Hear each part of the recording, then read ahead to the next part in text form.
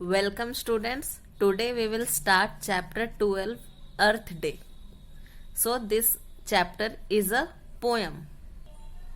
Before starting the poem, let us know about the poet of the poem. So the poet of the poem is Jane Hath Yollen. She was born in 1939. So Jane Hath Yollen is a writer of fantasy, science fiction and children's book. She has contributed in more than 280 books and her famous works include Children of the Wolf and the Dragon's Boy. So the poet of the poem Earth Day is Jane Hath Yollen. She was born in 1939 and she had written many books, and the types of books which she has written was based on fantasy, science fiction, and the stories were also based on children's. According to the children, the books were written. She has contributed in more than 280 books. She has written more than 280 books, and some of her famous works are Children of the Wolf and the Dragon's Boy. These were some of her famous work. Now we will see word meanings.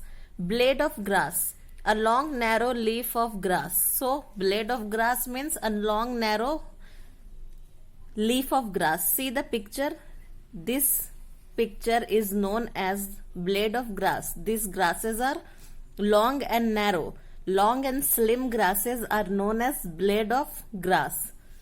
Naturally means in a natural manner. So those things which happen naturally are known as natural. So it is known as natural. Now let us start the poem.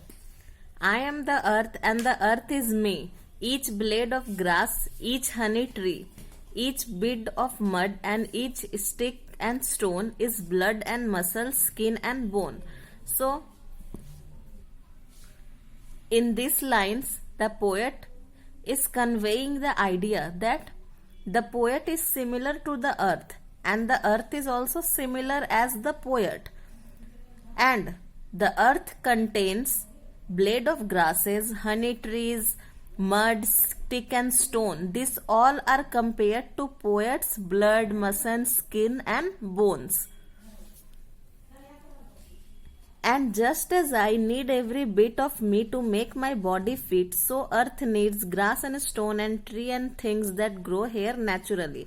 So in these lines the poet is saying that as the poet needs blood, muscle, skin and bones to keep his body fit, he needs each and everything to be fit.